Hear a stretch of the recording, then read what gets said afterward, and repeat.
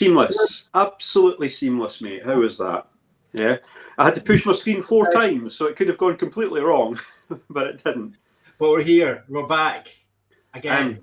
I am Brian, and this guy is... Me, George. That's you, George. Brian. You, George. Me, Brian, you, George. Yeah. We're back with episode 3 of season 2. I think that makes like 15 in total, I think. Don't know. Somewhere around that area. I can't count that much. Yeah. Both a bit frazzled. Why are we frazzled, you might ask? Well, I'll start because, first of all, our kids all went on holiday about 3 days ago for summer holidays, so that's the first reason we're frazzled. I'll give another reason. Labour just wiped the floor with the Conservatives, so we've got a brand new government and a majority that's barely ever been seen before, maybe once in history. So that's the other reason we're a bit bamboozled. Do you have any more from your end, mate? Yeah, I'm going on holiday next week. Proper holiday next week, and it's just trying to get everything done before that. Just back from my mum's this morning, mixing that up with calls at the same time, trying to keep the day job going. Yeah, it's a busy time, but it's about to get into a relaxing time, so yeah. It's a good frazzled. Just another day, right? Just another day. Just another day, yeah. Yeah. Well, look, I think this day is going to get a bit better because I think we've both been looking forward to this one, right? And there's no real suspense here based on what we've been advertising on LinkedIn and such like. So welcome to everyone here. We'll check the chat in a minute, but obviously we're here for episode 3 of the season 2 of the Data Mix. And we say it's with Mike Capone, right? So obviously, as you can see, Mike Capone is not in the picture, and George is not sitting beside Mike, and I'm not sitting beside Mike, but I sat down with Mike for quite a bit during Qlik Connect, during the interview and outside and otherwise, and it was quite an enlightening time, I have to say. So, and I know you're quite excited to hear a bit more about this as well, George, because you talk about going on holiday, but you've just been on one where you couldn't be in Orlando at the same time. Yeah, right? This was the first Qlik that I had missed since 2016.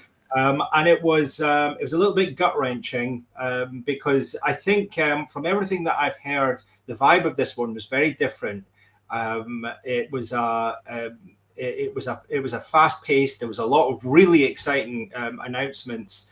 The marketing machine is spun up for Qlik, and some of the announcements were just they've done it again. And okay, I might sound like a Qlik fanboy in this case, but I generally look across the data tech spectrum when it comes to what's happening, and Qlik really are pulling some interesting things out of the bag. When we come to acquisitions, and we'll talk about acquisitions, I think, after the session with Mike, there are some interesting things to talk about, really interesting. I think there really are, and the way that you mention that is really interesting because acquisitions is one of the things that I wasn't really allowed to talk about too much, but there is obviously some news there with stuff that has happened during the time we were at Qlik Connect. So looking forward to dipping into that as well. And just to sort of have a little bit of a touch point, we did a little bit of pre-prep for this episode, right? And one of the things about being at a conference, right? What's one of the things about being at a conference, George? What do you go for apart from the knowledge and the free bar? What do you go for? The free bar. The free bar, the free bar and the free stuff, right? So we thought we would show off some of the free stuff that we've had from Qlik and various conferences over the last year. So I'm going to start. We'll do one each, and then we'll do one each again, and then we'll get into the interview. How about that? Because this is a part of the interview as well. So I'm going to start with my first bit of super cool swag that I got from Qlik Connect this year. And this is this is from Mike Tarallo, who's one of the guys at Qlik. And as you can see that, for those of you who are well versed in the Qlik universe, this is an old school Qlik View 3D printed controller that you can plug into your Windows and play all your retro games and stuff. So that was my first super cool bit of swag as well. So your turn, George. What have you got? I mean, that's geek to the power of 1,000. I don't know if I can beat that. However, this gilet that I'm wearing, I got in 2019. So this is a Qlik luminary. Yeah, I had to dust it down. Yeah. It's a little bit warm in here, so I'm going to take it off in a second.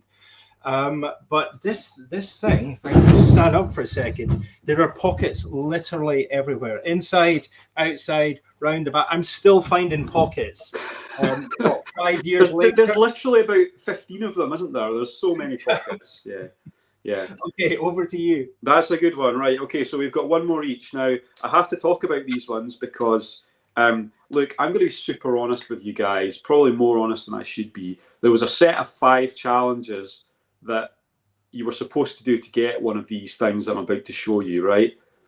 And I might have just had a word with Mike about it and asked if I could have one rather than do it. Sorry. I felt I should be honest about it though, and those who were there probably know that, oh my God, what am I holding up? It's Qlik pajamas, guys. They actually, I don't know if you can see these, let me pull back a little bit, but actually Qlik pajamas with the logo on it. And some people thought it might make you look like a clown, but other people thought it was the hot item of Qlik Connect as well. And I have to agree that it was a pretty hot item. So one more from you, George, and we'll get cracking. I want to know what your missus thinks of the pajamas in the bedroom, hot or not. Yeah. Let's not go there. Another one, and it's another piece of clothing. But this was, I think, my first Qlik Partner Ambassador swag. Oh, nice. This is a North Face jacket, which comes in very handy in the cold weathers of Scotland. And another very nice, got the beautiful Qlik logo here, which is plain, it's understated, less is more. So another one of my favorite items. I have got boxes of stuff, Brian, as you do, I know. Maybe we should make this a thing, George. Maybe we should have a segment of the show where we can just have swag show and tell. But whilst we think about that on the fly idea that's just popped into my head, I would say to the audience, if you've got some incredible swag that you brought back from any conference, doesn't have to be a Qlik one, let us know about it in the chat. Like, we're desperate to have some swag chat, basically. It's one of the reasons we go to conferences. The knowledge is one thing, the people is another, but the swag is the main deal. So, anywho, Qlik Connect. Almost a month ago now, Orlando, Florida.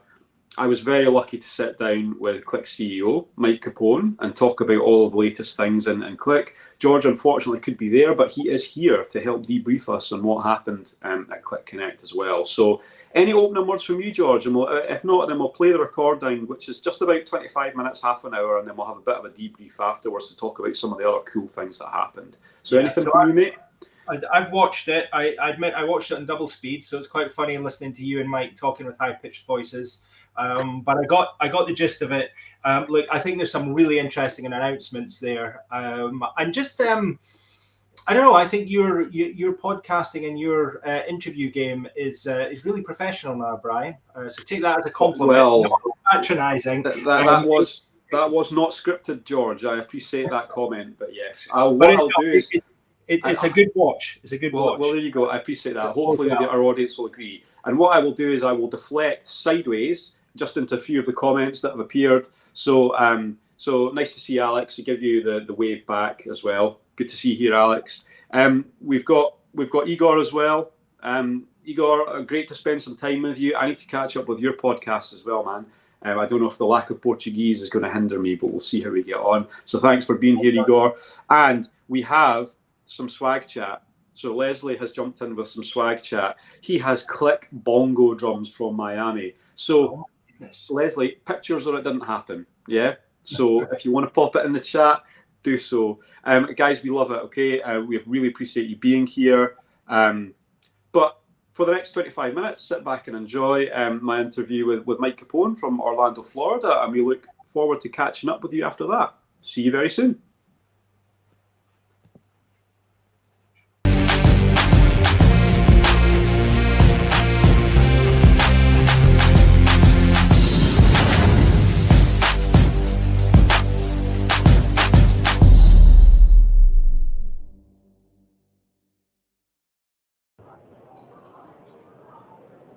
Hey everyone, welcome. We are here live with the Data Mix at Qlik Connect in Orlando, Florida.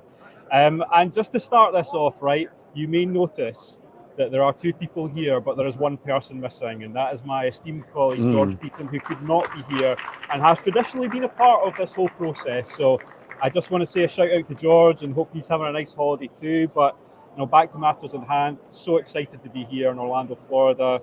Qlik Connect, the buzz on the show floor is amazing. We have all the tweets in the background here. And I have a very special guest for this very special live episode of the Data Mix. So welcome, Mike. It's great to see you so again. Great to be here, yeah. I know you're a bit of a friend of the show now, but it never gets old, and we have so much stuff to talk about as well. this is an amazing setup, right? You must be so proud of what you're seeing here to start with. Yeah, I am. Before I get there, though, I do have to say shout out to George as well. He's one of my favorite people in the world, so we miss him.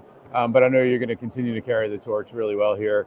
But yeah, look, the show is great. I mean, you can feel it. I can feel the energy like washing over me right now. We've had 2 great days. The client feedback's been great. The demos have been great, and I think the product set that we've shown is resonating really well. Yeah, I mean, it's gone down a storm, I think, and we'll talk about a lot of that in a bit more detail. But what I want to open with is that just 5 minutes ago, I had a really exhilarating experience with Mike Dorallo, who's just over on the analytics stand over there. You can't see it on the show here, but Mike actually presented me with this cool controller. I wanted to show this to you because Mike did this with his own fair hands. Wow. And I also wanted to, this is a custom controller, by the way, that has a custom 3D printed front on it. So Mike's a legend, but it did make me want to ask you as a nice, easy starting point, okay? In terms of swag at Qlik Connect, there's a lot going around, and there's some things that have been said about this as a hot item. And so what are you thinking, Mike? What's been your hot item that you know about or you found, either on a vendor stand or a Qlik thing? Is there anything that you've got your eye on? Yeah, you're right. This is a super easy question. Yeah. No, there's one. The hottest commodity by far is the Qlik pajamas. The green Qlik pajamas. You got to earn them. It's not something you just can get. You gotta do some work. But it's taken the world by storm. Look, I don't have my badges yet, I'll be honest, but that's something I need to do. I might know somebody who can hook you up if need well, be. But you should try to work for the badges. You talk about pulling privilege. I wasn't going to go there, but since you've talked about that anyway, that's amazing. And just tied into that in terms of the vibe of the conference and the way that it's happening so far, I have to talk about the Harry Potter and dinosaur videos, and especially the dinosaur one, right? Yeah. So, how did that all come about? Because I think it's something we've seen a bit different from Qlik this year, right? Is the marketing and the lead up. And I know you just cameoed in that, but tell us a little bit about the creative behind that and what went on, and maybe a little bit about the actual scene for those that haven't seen it yet. Yeah, well, you know what? So it was honestly just a couple of really creative people in the office of King of Prussia who thought it'd be a really funny idea to go do it. It was literally something like this, iPhone, following somebody around in a dinosaur outfit. And the funny thing was, I got there. I like to show up at the office unannounced, and just surprise people, so that people don't just show up because I'm there. But I walk in, and the first thing I see is somebody in a dinosaur outfit. I was like, wow. It's okay, this is what happens when the boss is away, right? Things go nuts. But then they told me what they're doing. They're like, oh my God, we didn't know you were going to be here. It'd be so great if you could do a cameo. One thing led to another, and we filmed that little bit. It might be my highest viewed social media post in history, me talking to a dinosaur. It was literally incredible, and just as a footnote to that as well, I've never seen a golfing dinosaur. That putt was incredible, a whole 12 feet, I would say, and center of the cup. So that was amazing. And so I've been really impressed with that whole marketing lead up. So can you it feels different this year? Yeah. Maybe I'm just, I don't know, Vegas was a great start post-COVID, but what do you think are the things that have made the difference this year? Because the vibe, you can just feel the electricity on the floor. So you want to give some comments about what you feel is different this year and how that's happened? Yeah, well, one thing which is just sort of foundational is, last year we we're kind of getting our muscles back, right? We hadn't had a big in-person event in quite some time. And so I think it was just getting that return to the in-person going. And so last year was a little bit relearning, but this year we had it, right? So we really had it. And look, the marketing team, Chris Powell and his team have done an amazing job. And then the most important thing is we just had a lot to talk about. You saw the stuff we announced. Yeah. That created a lot of momentum. We all got fired up when we were doing the demos. And then we got really excited. And now, and then one thing led to another. And it's probably the best Qlik Connect ever. Yeah, I would agree with that. It's right up there, I think. And obviously, for those on the live stream as well, saw the big announcement that, again, Qlik Connect back next year in Orlando, a different location, but Disney ties. Yeah. And I know almost everyone in this room has done something Disney related while they've been here. So that's right. It's pretty incredible. And I guess we'll talk a little bit about some of the stuff that's tied in with Qlik Connect specifically a bit later on. But another thing that I've been really impressed with, Mike, is the keynotes so far. And yesterday, I'll be honest, it just blew me away. So I want to take a couple of minutes to talk about that. And obviously, 2 major announcements on stage yesterday with Qlik Talent Cloud and Qlik Answers. So give us your high-level view on those, what it was like to be able to announce those products yesterday. Yeah, it was amazing. One has been a long time coming. So Qlik Talent Cloud, when we had the thesis of putting together an end-to-end platform for data and analytics, really the last piece of the puzzle was the data governance, data quality, transformation. So we did the Talent deal, and then we've been working like crazy to get it together. So that one was just a huge, it just felt great because that was a culmination of a lot of heavy lifting to get done. And obviously we really wanted to announce it. And look, when we announce things, we don't say, and in a year or in 6 months, we say July. Like in July, you'll be able to buy this. Qlik Answer is a little different. That was us listening to our customers. So a lot of feedback from customers like unstructured data. This is a hard problem. I don't want to go to another vendor. I don't want to plug somebody else in. I'm scared of the public cloud. What can you do? And we found this cool little company, Kindy, that did unstructured data really, really well. We're really good at this, finding like companies that are under the radar, but have really good products. So we brought them in, and then we very quickly productized it, and we launched it to great reception. Oh, that's it. And there's quite a bit to unpack there, but I think what was interesting is we prepared for this. We talked about Kindy and understanding what that is. And I was told, you need to be there the first morning to be able to know what to ask. And now I understand why. But I think Answers is something that's genuinely revolutionary in the way that we're going to interact with BI moving forward. And that unstructured part, I think of my own customers, and I think of the way that things just sit in places, right? And you don't know why, you don't know how, but you still need to know about them, right? And I think this whole concept of just being able to ask a question about that is something that the market really needs right now. Dashboards always going to be an important part, right? But your views on other paradigms to be able to access that data, how do you feel about that? Yeah, no, that's right. And you know us super well. So, we've always had Inside Advisor, which allows you to ask questions about your structured data. It's been around for a long time. It's very popular. But the unstructured data, there's different metrics, 80%, 70%, however much data is unstructured, it's a lot. PDFs and websites and emails. And our customers are really saying, like, Gen AI is powerful, but like the way it exists today in kind of the public internet doesn't work for my company, right? How do I harness the power of all my unstructured data safely inside of my four walls because I trust it, and then put like a Gen AI unstructured data paradigm on top of it? That's what we've done. And then like the holy grail, which we didn't formally announce, but we're working hard and we'll announce eventually, is the combination of those two things. So now imagine you can create analytics apps on top of both simultaneously. I think we'll have something super unique there.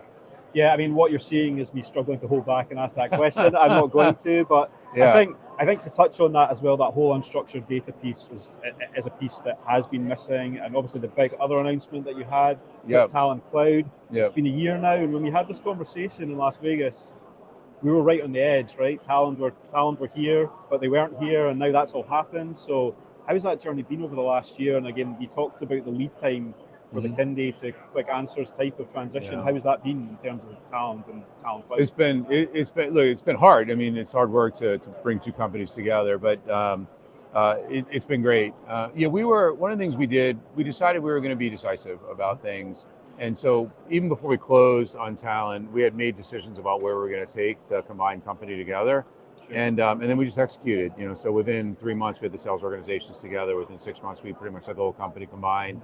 And then coming into this year, we were like good to go. So no more distraction, and that's really allowed us to focus. So the last 5 months have been flat out like, let's get product ready. Let's have a big launch of Qlik Connect, and let's get the selling motion down. And actually, the start to our financial year has been terrific. So Q1 and at least 2 months into Q2, we feel great about our position in the market right now. Well, I think that's something else we have to call out is just when you make the announcement on stage, the first question is always, when's the date? And that literally happened on stage, and you intercepted that question. In July came out as that. And I think that's just super impressive, and it's something that I see from Qlik that you're doing much better at. The whole acquisition to white label phase is just you guys have got it down now. So again, you must be super proud of your teams just to be able to work on the back of acquisition and have confidence that product is going to become platform quite quickly, right? That's right. And that was bolstered by the decision we made to sort of have two focus areas on data and analytics, and just let those business units really, really focus. So we weren't constantly trying to decide to make trade-offs, and so now each team has their marching orders, their budget, and they're really incented to get there fast, and nobody suffers because we're prioritizing something else. So that allowed us to get Qlik Talent Cloud out on the data side and Qlik Answers out on the analytics side. It was pretty cool. I think that is really cool. And again, the focus of the keynote yesterday, those two big product announcements. But again, incredibly impressed this morning with what I saw. And one of the other innovations I really wanted to call out was like the AI Council. And probably on the tweet board in the background, you can see some of the feedback that's been there. And one of mine has gone up there. And one of my tweets yesterday was, how impressed I was with the integrity of Qlik to go down this route, form an independent AI council. I think it's like a really important show of intent for a company like Qlik. As you already mentioned, in various places, you're fighting against bigger beings, right? So to have that competition, you need to have that integrity. Right. So talk to me a little bit about the AI Council for maybe those who didn't see the live stream today, Right. how that's come about and the importance that it has for Qlik. Yeah, it's really, really important. And I used the word yesterday on stage, which is humility, right? We understand that there are certain things that we just don't know. And it really, and I also believe that, look, private sector, you're reading all the news about how nobody believes that private sector people create AI should be governing AI. There needs to be all these controls in place. And yes, there needs to be a regulatory landscape without a doubt.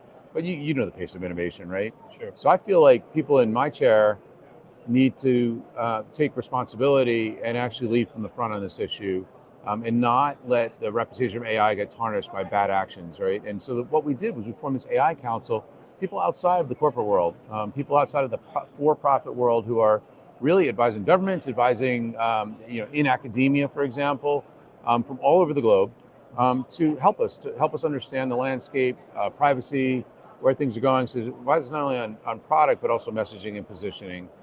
So in a way, they're almost our conscience, right? And it's you saw some of that today on stage. That's an excellent way to put it, and I think customers need that, right? Yeah. They're even here on the floor, there are so many like partners and booths and technologies and stands. You need guidance, right? And you can't just expect to get that by buying a tool and having amazing tutorialing. You still need to know. You still need to know that you have that comfort that's behind you as well. So for me, it was a huge moment and almost like a stand up and applaud moment when the AI Council was on there and having that discussion today.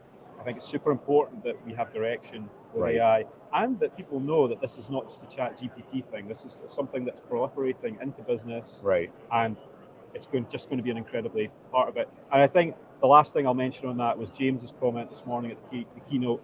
Just lean into it. Yeah. And your thoughts on that? It's just time now, right? It feels like you can't stop it now. So can't stop it now. And I think what I said was, don't let the situation control you. You got to control the situation. Embrace it. Try to get in front of it. It is overwhelming. Like I even find myself having to take some online classes on Gen AI and what's happening just to stay abreast of it. But don't be afraid of it. Right? Don't be afraid of it. I think a year ago everybody was going crazy. I think you and I talked like a year ago. And like I said, as far as I know, like no company's gone out of business because of ChatGPT, right? The hype was too much. But they will eventually. Like if you don't embrace it. And one of the AI Council members said, you either better be good at AI or bad at business, right? And that's true. So get after it and seize the moment, right? Yeah. Again, it's a super important message with the AI Council, so I'm really, really pleased that I saw that. In terms of stuff outside of keynotes, Mike, obviously there's a plethora of stuff going on here in Qlik Connect, but I wanted to ask you, are there any sessions that you personally have been really excited about, apart from maybe the keynotes? Are there any topic areas that you've been excited to learn more about yourself, as being able to mingle on the floor, go to maybe see an occasional thing at a theatre if you get a chance? So, So any topics for you that you've been excited about? For sure. There's been a few, but I got to tell you my favorite one. We do kind of the Qlik for Good, the Qlik for Society. And we had a not-for-profit here who won an award. You actually saw it highlighted on stage today. A group, a not-for-profit in Brazil, in conjunction with the Brazilian Senate, right? So this is a private-public partnership, which I love, using Qlik to actually track and sort of fight the battle against women who are victims of domestic violence, right? So battered women. And they've created like a registry and a tracking database, and now they're using that, to actually combat what is a horrible, horrible thing. And the government and not-for-profit working together, which is really, really great. So we gave them an award. The presentation was gut-wrenching, right, about the impacts of this, but how we're making it better. So it was great. And it's one of those stories that's way, way above a business as usual type of thing, and it's really important that people know that this is not just a tech thing, right? This is making a difference to people's lives in terms of the outcomes that happen in places that maybe don't have a solution for this ever before. That's right. So it's something that is a really guiding light. I was super impressed again to see those stories on stage as well this morning. And I guess the other thing I wanted to ask you about was the CSR and the ESG side of things. So two areas that we are seeing really heavily here. In fact, the stand is just right around the corner for ESG, the sustainability. So again, a big step up there. I've seen Qlik around a lot. So tell us a little bit about some of the ESG stuff that's going on with Qlik as well. Yeah, it's super impressive. So Qlik, she's our head of ESG as well as diversity and inclusion. She's terrific. She's a tornado. Like, she's just everywhere, and it's a small group. Qlik, we're a small company. We can't write like giant checks like some of our competitors do, but what we make up for it in is tenacity and time. We give our software to not-for-profits and help them use it. All of our employees donate time to social causes. We give them time off, paid time off to go do that. And we've come up with some really good stuff. So we have a great partnership with the UN on climate change. We work with that's pretty long-standing, right? It's very long-standing, and it's very meaningful. It's not just that like just here's our software go. Like, we present together at conferences. We help them build applications to track progress on climate change, check countries' commitments on it. It's really, really powerful. We work with organizations like Direct Relief on disaster relief, which is unfortunately becoming a little bit more relevant right now. There's a lot more natural disasters going on. The other one you saw on stage today was the organization that actually tracks rising floodwaters now, because we're also seeing that as a big problem, helping communities prepare and get better prepared for flood protection, but also preventing flood protection. So those are just a few examples, but it's just, it's part of who we are, going all the way back 30 years from when we were founded in Sweden. And it's an ethos thing, right? And I think that's the thing. It's not just we'll tag this on and we'll start doing CSR or ESG. This is a thing that really matters at the core of Qlik. That's right. And that comes across when you see you guys on stage as well. And that leads me nicely into something else that I think matters a lot to Qlik. And you actually said this in a couple of the meetings that I've seen you in before over the last few days.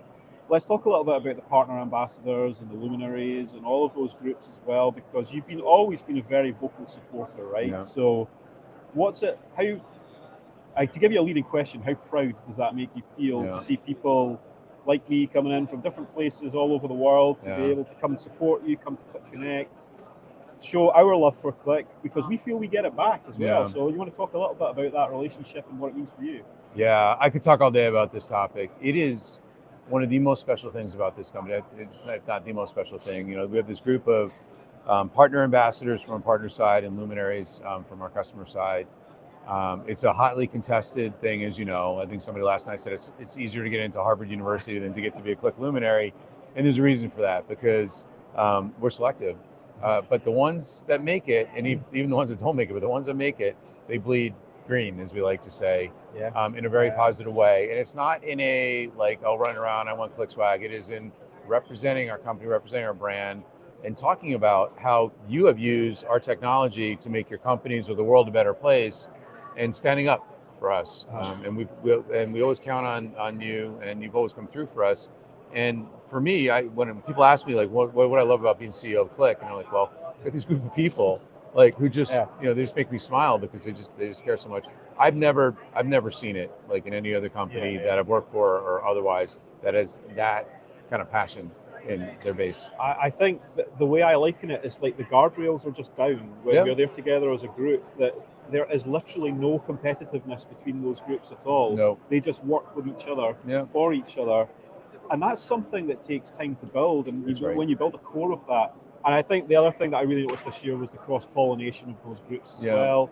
And maybe, we could talk a little bit about the meetup in Lund and how this was one of the first times that we really started to mix the ambassador and luminary groups, I think with amazing results. That's to be perfectly honest. So again, we found the recipe. Well. So I think, a ways back, everybody was together. So we had partners and customers, representatives in the same group. We called them all luminaries. And what we found is that, there's a lot of common interests. There's also a lot of divergent interests. Right? Partners have one set of issues that they want to discuss, and sometimes at the expense of the representatives from the pure customers, direct customers. So what we did was we split it to partner ambassadors and luminaries, but then that was bad too, because we didn't get that cross-pollination you talked about. So we finally found the formula. So that meeting that we were together at in Lund in the south of Sweden, we did both. We had like some separate sessions for the two groups so you could really focus on their interests. And then we brought you guys together, and what turned out that we got a lot of consistent feedback. And as you know, it's like it's very friendly, but it's also like we take the feedback, and you guys are not shy. Like you're willing to get the feedback. Well, you know me, Mike. But you're extreme. Well, I'm extreme, but that's okay. You need extremists as well. But I think that camaraderie, like between the group, really shines through. Yeah. And again, it's something I think people walk very proudly around with their virtual badges that for these kind of things as well. So thank you again for the opportunity. I think it's an amazing thing to be part of, and it's never taken for granted as well. No, that's great. That's great. So that's another awesome angle. So Qlik Connect is about serious stuff, right? It is about understanding tech. It is about understanding everything that's happening in the Qlik world. But also, like, this kind of stuff is cool, right? Mm-hmm. And I'll give you an example. I sat there with Sean and Cannon yesterday. I was at the Drinks and Date podcast. Mike Potter was in there. And for those in the know, Mike's Q&A sessions can be a bit feisty. In the past, they haven't been known to be a bit feisty, but it was just such a nice vibe. Yeah. And just having that element of just being able to, a bit more lounge atmosphere, a bit more of understanding, us being able to do this is a good example. Yeah. So, I mean, if you want to mention the data mix, you can, but just in general, how are you feeling about that whole comms and podcasting and having that much more social element to the conference as well? How's that working out? It's great. Look, you've probably seen over the last year, we've raised our game across the board in terms of social activity. We have a new head of social, Sally Jacobs, who is spectacular. She's terrific. But also it is the extended family, right? So we don't have a big budget. So what we do is we rely on force multipliers like the data mix, like you, to actually exponentially raise our voice out there. And we love it. Like that's why, I love sitting down with you, right? Because we get, we reach an audience that we really want to reach, and it's just harder for our comms team to do it all. So that's really great. And then here, I'm probably not supposed to say stuff like this, but we are competitive. So as you know, there's a few conferences going on. Sure. And all I can say is I won't say the name of the company, but they're having their conference in San Francisco right now. Our social impressions are double what theirs are for our conference, and and we track all of our competitors. We're actually doing really, really well. Part of it is because people are loving what they see and they really want to be loud and proud about it. But part of it is we've got just an awesome community of people who really just help us extend our voice. I do not disagree with anything that you said there, and I think the branding is part of that as well. I know that was something that's been happening a long time in the pipeline, and like Chris Powell done an amazing job there. But the new Qlik, let's talk about the new Qlik for a minute, just the branding and the logo and some of the reasons behind that. And an additional question for you when you're finished with that: have you found that started to appeal, that fresh branding, to a different and younger audience? I mean younger in the truest sense, right? Because the Q's been there for a long time, and now we've changed it, and tell us a bit about that. Yeah, I know more about the minute aspects of branding than I ever thought that I would. I've been through a lot of branding exercises, and it is amazing what things like using more modern font and just how fonts impact people's minds and things. Look, it was threading the needle, right? Because the Qlik brand itself does have a ton of equity with the people who know us, for sure. The problem is there's a lot of people who don't know us, right? There's a lot of people who don't know us and don't really understand, and so we had to reconcile those two things. And so we went so far as looking to change the name of the company when we acquired Talon, all the way to Do Nothing, and then the middle ground was okay. We're gonna drop the little Q with the bullseye at the end because that felt very analytics like, and we're gonna modernize the font and the look and the feel. And then look, the green is still here. The green is still here. We've softened the use of green a little bit. It was a little pervasive, as you know. I said earlier, bleed green. And now we have some blues and some other things in the logo, etc. But that was it. But that was a pretty big project. You wouldn't think that going from our old logo to a new logo. I keep pointing because they can't see it, but it's out there. But it came out great. If you look hard enough on the tweet wall, there you go. There it is there. And so we're very, very happy, and the feedback on the new brand has been really, really terrific. And we tested with you guys. Remember in Sweden, you guys gave us great feedback, which went into the final product as well. Well, I think everyone who was there felt very lucky to have that sort of feedback, to be able to have that look, something that Qlik's been outstanding at the last few years. And just to touch on a topic, to close off with that we talked about last year, capacity licensing and the transition from permanent to subscription. Obviously, there was a few challenges with capacity licensing to start with, but again, I think you've listened as a company, and you want to talk a little bit about those feedback loops and how that decision was made, because I think we're a lot happier with the result now that's been changed. So. Yeah, it's like everything else. I mean, you have to, you have to decide stuff, but then you have to also admit when you could have done better, right? And I think we learned a lot, so we put some stuff out, we tested, we listened to customers, then we adjusted, and that's always going to be our mantra. And we ended up landing in a really, really good place. We listened to our customers. There were a lot of things they really loved about the capacity pricing, and then there were some things that they were like, oh, this transition is a little bit hard for me. And so really, the only adjustment we really made was making the transition from one model to another easier, right? And it's like, again, you saw my speech yesterday, we do it with you, not to you. And that was going back to that. All right, like if this is a struggle, let's figure out different ways to get there. And the good news is a year later, it's settled in and we're good. Yeah, it's good. And the options, right? It's all about the options. If you have the options, then you've got choices. If you don't, then you don't. So, well said. And that's just what I wanted to close off with, Mike. I think it's been this has been a roaring success so far. We've still got a long way to go. We both have a lot of swag to collect, or we need to talk to the right people to get the swag. That's important too. But I just wanted to thank you for taking the time here and coming to the social zone. For me, it's a massive thing to come here to Qlik Connect and to take your time. And I love this becomes a regular thing as well. I think it's just been it already is a regular thing. I think it is a regular thing. I think we can call it regular now, right? My Scottish connection here. It's great. Look, thank you for the opportunity. This is the best part of my job, honestly, like being with people like you and talking to people on the show floor. And so I consider it actually a privilege to be able to sit here with you and spend some time.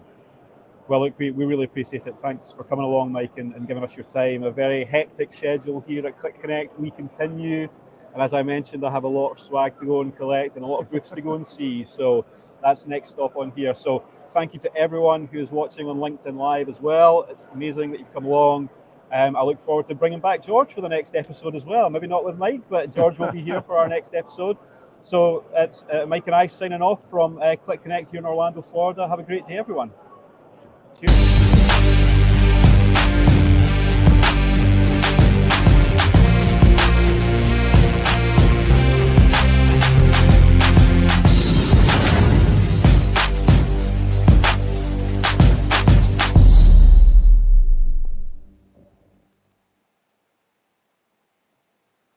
You need to unmute yourself, mate. That's the very first thing I can see. Thank you. There we go. We avoided an embarrassing sideways step there with that completely. So, I did say that you'd be back, and here you are. Exactly. Yeah. Well, indeed, yeah. I was never far away. Well, that's it. Well, I think it's appropriate, right? I was there and you were not. So, what did you think of that to start with? I don't mean I don't mean the presenting part. I mean, what did you think of the content, and what really struck you from that episode? So I think first of all, I got to say that just the interaction between you and Mike, it flowed well. You can see that Mike's really comfortable speaking to you and sharing, and I think this is one of the reasons that I think Mike keeps asking us back, which is fantastic. But wow, there was a lot to talk about. I mean, I have got a page of notes here. I'm ready for it, man. I'm ready. Ready. Yeah. I mean, I think that the first thing we've got to talk about is the swag. I know we've done the swag, but the whole swag game at Qlik, they seem to have upped their game again and again. And you did. Yeah, I've got the T-shirt on. I hadn't mentioned this yet, but I do have my T-shirt on. Again, in the chat, if you got T-shirts at Qlik Connect, but yeah, there were 5 or 6 different designs. So yes, swag is the thing. Good. Awesome. All right. Well, I mean, let's delve straight into it, because there's I've got a ton of stuff that I want to talk about. I mean, the thing that I think was the most interesting thing. So the thing that excites me most is their acquisition of Kindy. First of all, I was curious. So that, I take it, that was just announced at Qlik. So you've been at Qlik Connect. So they didn't let you talk about it. So Kindy was acquired a couple of months before Qlik Connect, right? And I wasn't really supposed to ask about questions directly about Kindy, but I was told the reason for that, and that was you need to be in the keynote on the first morning. And Kindy, obviously, as we know it now, is Qlik Answers. So that's something that we need to talk about. I'm sure that's one of the questions you're going to ask anyway, right? Yeah, I mean, I think just first of all, it's one of the more exciting acquisitions for me, because I've really been carried along by this whole AI thing, and Qlik was really on the front foot with AI and Qlik Stage, but there was that big unanswered question: what do we do with all the unstructured data in the world? What about all these files, documents, videos that we've got kicking around in file shares, in S3 buckets, etc. And I think we've got an answer for that now. And I think that's going to be big because of Qlik's ecosystem from start to finish. And I'll shut up in a second. But going from talent all the way through to so the sort of proper pipelines, the guts of moving data around, all the way through to the last mile where you're doing the analysis of it. Because Qlik is so good at integrating these systems, I think this is going to be a game changer, actually, for how organizations need to clean their data, structure their data, get their data in a good place so that they can then do good things with AI. Did I overhype that? I don't think you did. I think that one of the mega impressive things that I think about the whole Kindy acquisition is just the white labeling time to market. I think this is something that Qlik have done exceptionally well, even in the beginning, but now to be at the point where you can productize an acquisition and white label it and release it in effectively a 3-month time frame, right, from acquisition, is really quite impressive. Qlik are unique. They're unique in that. I mean, that's my business. I work at Alvarez and Marsal in their business technology. We do a lot of technology integrations for clients. We do a lot of technology due diligence. Most organizations need support when it comes to integrating. Qlik, to my dismay, Mike's never reached out to say, George, can we help with this integration? They do it so well themselves. That's one of their strengths. Yeah, I think that's incredibly important. And one of the things that could have been missed in that snippet there is Mike did mention that although Kindy has become Qlik Answers, and Qlik Answers, let's just be very super clear about it. Qlik have publicly come out and said that this will be available this month in July. That's an incredible thing, right? And also the fact that we'll be able to apply this model and to ask these questions, not just over unstructured data, but to take that paradigm and put it over all of your structured data that you have in your apps as well. I think most people's exposure to that are things like natural language-esque things like maybe the object that's in Qlik Sense or Insight Advisor or asking a natural language question. But I guess it's taking it to a whole different level when you talk about asking a question and getting a natural language answer back from all of your structured and unstructured data. That's going to change the way that we consume data moving forwards. People are not going to be as keen on using a dashboard if they can just, in a ChatGPT type of way, ask and you shall receive. And I think that's what's really interesting about this tech, is it feels like it does sit on the edge of a paradigm shift for business intelligence and data. I mean, does that sound fair as well? I don't think I'm over-egging that. I think that is quite a big change for a lot of people. It might bring in a whole new audience that just doesn't get the whole dashboard thing, right? Because there's a big audience out there that just doesn't care about dashboards and doesn't want to use them. So, yeah, I think it'll be interesting to see it working, and what size of data will it be able to handle in the future? Is it possible that it can it can get rid of or it can cope with an entire data lake of unstructured data? That's a question, because that's a very difficult technical problem to solve. And we've had our name's gone out of my head all of a sudden. Niles? No, Qlik's ex. Elif Tutu? Elif, yes. Elif. I can finish your sentences, mate, because I am your Kindy. Right. I am your Qlik Answers. Right, I've got at least 10 years on you. My brain's not what it used to be. But yes, so Elif talked very eloquently about lake houses, about semantic data layers. Is there a future where we don't need any of that? That's what Qlik seems to be teasing. I will be very interested and excited if that pays off. And let's not forget, they've built in governance, they've built in data quality, they've got the whole talent side, the sort of grown up data wrangling side to it. So they've got the end to end here. Yeah, it's.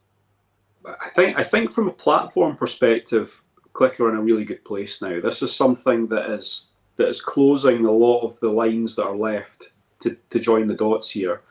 And it's quite exciting to see. I think, to be slightly cautious about it, main stage demos are main stage demos, and we need to see the product and we need to understand what the product can do and how long it's going to take to become that full evolution. But I think it's a really, really promising start that we're going. Clearly, a company has been purchased that they know they can get to a point within 3 months. And I think that's exciting, that the tech is not something that you have to engineer. Because Qlik used to do this thing of saying, we'll have this done in 18 months' time, maybe, in time for the next time that you come here. So I think this is really refreshing to just say it's happening in July, release a product, MVP, get it out there, see what people think of it and how they use it. It's going to change some things. Yeah. So Qlik Answers is one thing that we talked about. It is. Another thing on your list. You can be Josh Good for a second. Let's hear what's on George's list. So I can talk about Qlik Answers for a lot more, but I think more people. Let's talk about the Independent AI Council, because I think that is, again, that is something pretty clever from a marketing point of view, but also from just an ethics point of view. They're doing the right thing. And I think Mike said there, I think the word he used was a bit of humility. Is that he realizes there's questions out there that they can't answer. From a bias point of view, from an ethics point of view, they're going to get it wrong. We see that in the news every single day. Figma got it wrong and just pulled one of their key AI flagship products just yesterday. So we know that there are risks, and when you're running as fast as Qlik are running, they're going to trip up. But I was really pleased to hear. It shows that they're thinking about all angles of this, and they're ready for the questions that come up. What I think you know a little bit more about who's on this AI council and how it's structured. So, look, I think the reason that this part is very interesting is that Qlik could have easily said that we've got an AI direction and Qlik Stage is our AI direction, right? And this is the way that we guide our customers and our partners to use AI ethically and correctly. But they chose not to do that. They chose to step out into the market, and they chose to go and find 4 members of the AI Council. So we've got Dr. Raman Chowdhury, we've got Nina Sheikh, we've got Kelly Forbes, and we've got Michael Bronstein, who have all come from different areas of the spectrum in AI, and for the most part are basically world-renowned AI responsibilities and AI and ethics visionaries. So I think to put that trust, I think that gives a message, right? To put that trust that we're going to guide our customers, but it's not going to be us that does it. It's going to be our independent council that does it. You can imagine that the amount of enterprise customers out there, well, we don't have to imagine. We had these conversations with Miles and with Luke in previous episodes as well, right? Massive organizations stepping into the waters of AI with business intelligence. They don't understand necessarily what is Qlik Answers, for example. What does it do for me? How does it work? How do I know I'm doing things correctly? So this is not just an explanation of tech. This is a sounding board for Qlik to know that they are doing the right thing moving forward. I think it's a massive thing, mate, to be honest with you, to have the guts to just put yourself out there and stand up and say, we're willing to be backed or to a certain extent picked apart by an independent council based on the work that we're doing. You've got to take a bit of guts. And I think what Mike mentioned as well is that they don't necessarily have the budget of some of the bigger players out there, right? And he mentioned this on the video. So they have to find ways of leveling the playing field that are different, right?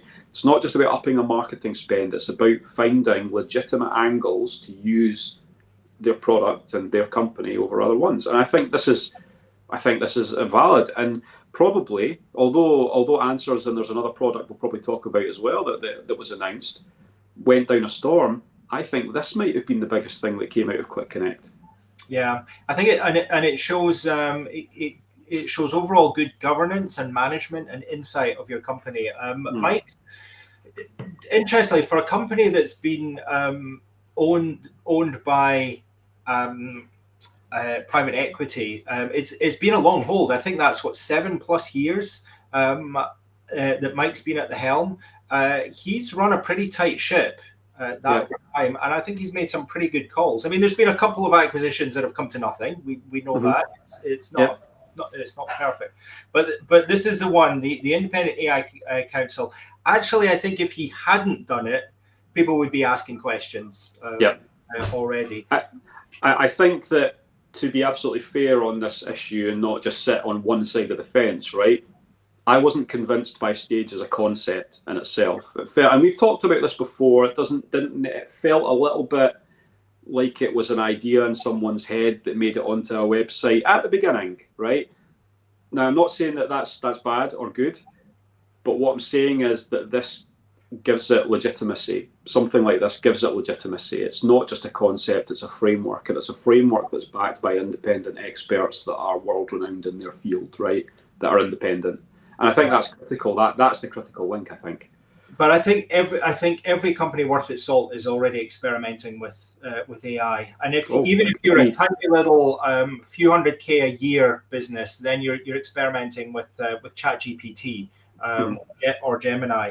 But as you get up the scale, and especially if you're in the business of making products, then you're really going to have to think about the ethics of what you're doing, because time after time we're seeing companies pulling products and getting into hot water over things that they're doing. You just have to look at Google for the number of times they pulled Bard or took features out.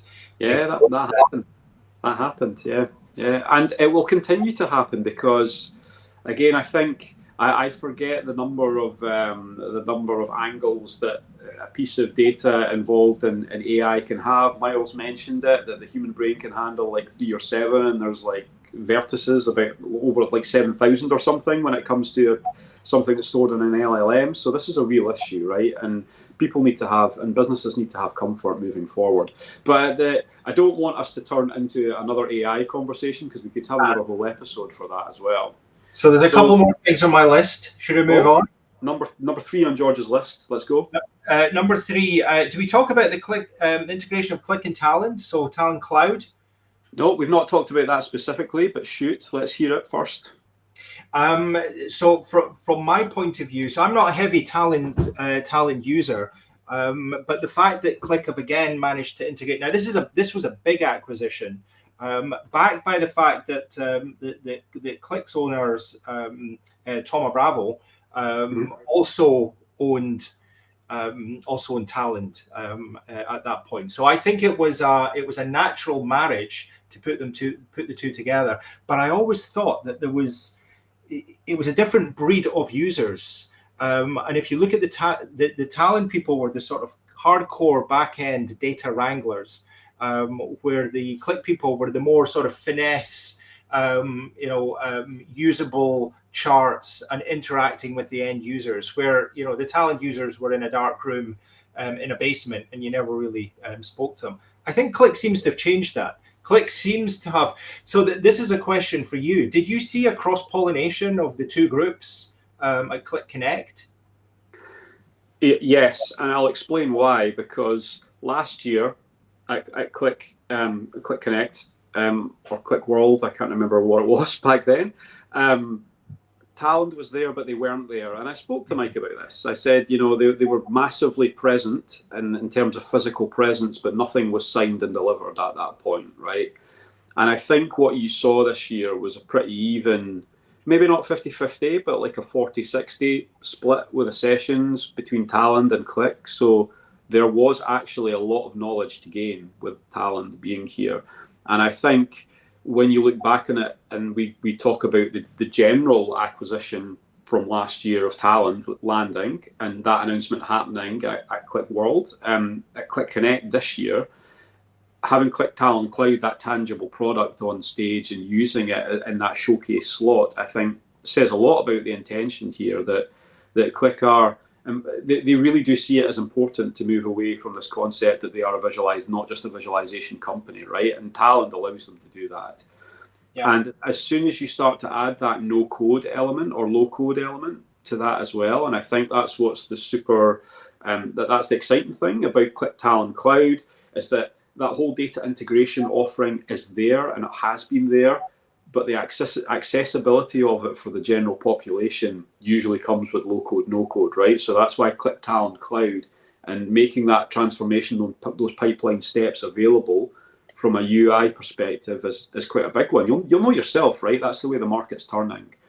Less businesses are going to find people that can code the thing that they want. They want them to run the tools that can build the thing that they want, right? Yeah.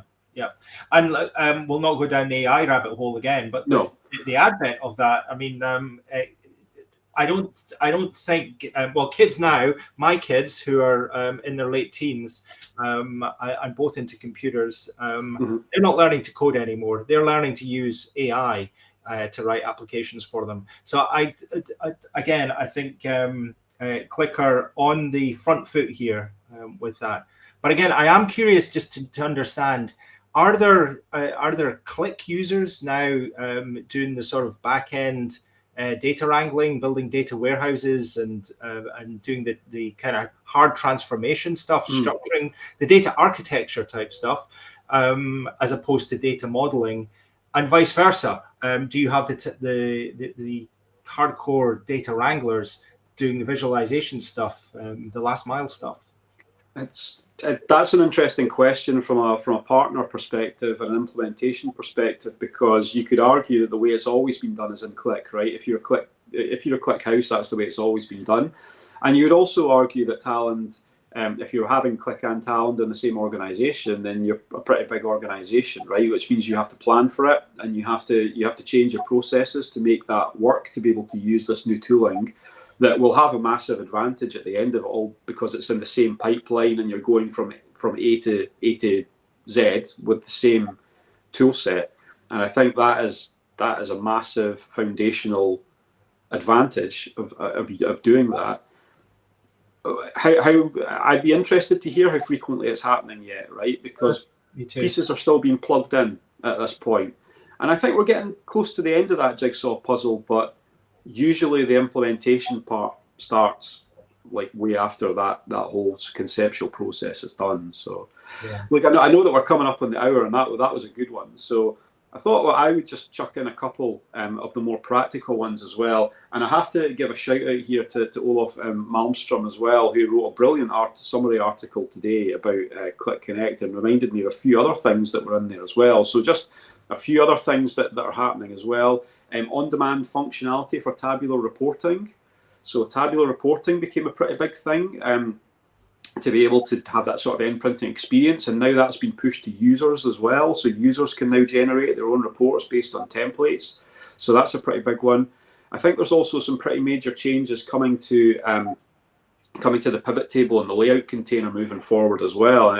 The pivot table is going to get that exploration menu that the new straight table has, so you'll be able to do those ad hoc report building with a pivot table, as well as the straight table as well. And I think the layout container is going to get hopefully a big upgrade in the future as well. So quite a lot of cool technical things happen too. And I think overall it was a really exciting couple of days. I think it was a lot of good announcements. The keynotes were legitimized by the fact that they were going to be released within a month, and not long after this taping, I think they'll be here. So, I mean, what were your thoughts overall from the content that you've seen so far and what Qlik have put out there, mate? And we'll sort of close off after that. I think Qlik have really upped their marketing game on how they announce. So there's obviously some. I think Mike did actually mention it. There's been a bit of a change in their in how they go to market with some of these things. That's apparent. Again, the energy, the pace within the organization continues, which is always nice to see. It's I've followed this company for the last 14-15 years, actually, since about the early since around about 2010, and I think every time I think there's another, they've got a competitor chasing them now, and yeah, they're slowing down a little bit. Boom, they release another suite of upgrades, make a suite of announcements, and I think, wow, they're in the game for another 2 years. That's ancient, and I think they've done it again. So we'll wait and see. I'll be really keen to get my hands on some of these new features and speak to some of the people that are using them as well. But I think wow, there's a lot of mileage left in this company yet. Well, yeah, look, I don't really have anything more to add to that. I think that, look, it's always interesting doing these types of episodes because people know our Qlik history, right? And we don't dedicate a lot of the shows that we do to Qlik, but I think it was really worthwhile to be there this year and to see the things that are coming out of Qlik. So obviously it's fantastic to chat about these with you on the podcast as well, mate. And I'm sure we'll have another catch-up episode when some of these techs get out in the wild and we see people using them a bit more. But what I'd like to do, just to quickly finish off with, is just mention that we're back on air pretty quickly, right? We're back on Tuesday. We are. Yeah. Yeah. And, another live one. Another live one, yeah. And sorry, I don't have the graphics up or anything at the moment, but we've got Christopher Chin coming along on Tuesday to episode 4 of the Data Mix. So we're running them out fast now, and Christopher's going to talk to us about how do you communicate about data in the data industry. So when you're like a data guy or that data guy, and you're maybe just spend most of your life writing code and that kind of thing, how do you get your message across to the board and CXOs and the people that you're presenting to? How do you sort of develop those soft skills as well? And Chris, by all accounts, has grown quickly. So you're looking forward to that one as well, mate, on Tuesday? 100%. I think is a really it's a big area. I mean, we've just had the general election here. There's been a lot of infographics and graphics on screen, and the way that some of that information's been gotten over. I think the BBC upped their visual game and how they were communicating. But I'd be really interested to speak to Christopher about how all this comes about, and then what are the key secrets there to actually get that information across to your listener. And there'll be lots of useful tips and tricks in there from Chris as well. So really looking forward to that episode, and that one is happening on Tuesday at 3:15 GMT. So feel free. Our event's up already on LinkedIn, so feel free to give us a join there if you haven't already. We are running 3 minutes over, and post Independence Day, post Election Day, everyone's got no energy left, so we're going to let our audience go. Thank you so much, everyone, for coming along, and we hope you found the interview with Mike exciting. I was super excited to have George back in the picture, literally and figuratively. George, for you? This is a really exciting episode, actually. I hope I didn't get too over enthusiastic, but it was genuine. It was all genuine. I really enjoyed this one. Nailed it, mate. Nailed it. Yeah. Right. Well, we'll exactly. We'll let you guys get back to your weekend. Enjoy the weekend ahead, and we will hopefully see you on Tuesday. See you then. Ta-ra.